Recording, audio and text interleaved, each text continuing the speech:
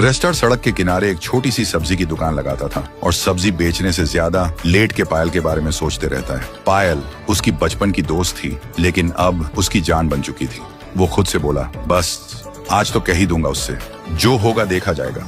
शाम को दोनों समुंदर के किनारे घूमने गए। ठंडी हवा चल रही थी, लेकिन रेस्टार के दिल में तो तूफान था। उसने आंखों में आंखें डाल के कहा, पायल, शायद पहले कभी प्यार नहीं बोला, लेकिन मैं तुझ में अपना फ्यूचर देख चुका हूँ। पायल मुस्कुराई और बोली, तो फिर लेट किस बात की?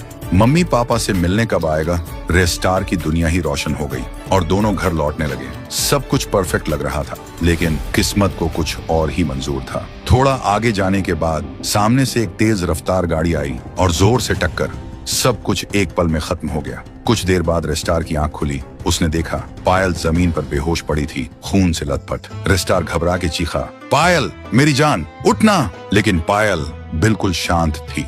वो उसे हॉस्पिटल ले आया। चेकअप के बाद डॉक्टर ने कहा, पायल के दोनों पैर काटने पड़ेंगे और वो कभी चल नहीं पाएगी। सुन के रेस्टार का दिल टूट जाता है। तभी पीछे से किसी के हंसने की आवाज आई। वो घूम के बोला, कौन है? क्यों हंस रहा है तू? लेकिन उस आदमी ने बस एक क्रीपी स्माइल दी और गाड़ी लेके वहां से निकल गया। रेस्टार तुरंत उसके पीछे भागा, लेकिन वो आदमी गायब हो चुका था। रेस्टार ने आसपास सब चेक किया। फिर एक पुराने घर के पीछे से वही हंसने की आवाज आई। वो चुपके से गया और जो देखा उसका होश उड़ गया। सामने था व्हाइट 444, एक साइको बिजनेसमैन जिसकी जिंदगी सिर्फ पैसा, पावर और कंट्रोल के आसपास घूमती थी। और अब उसका नया ऑब्सेशन था रेस्टार और पायल। रेस्टार समझ गया था पायल के एक्सीडेंट के पीछे व्हाइट 444 ही था, लेकिन जैसे ही वो आगे बढ़ा, पीछे से किसी ने उसके सिर पर जोर से वार किया।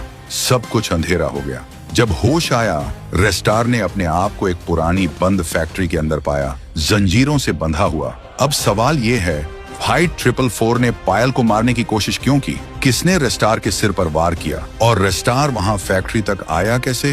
अगर जानना चाहते हो तो कमेंट करो। पार्ट 2 चाहिए।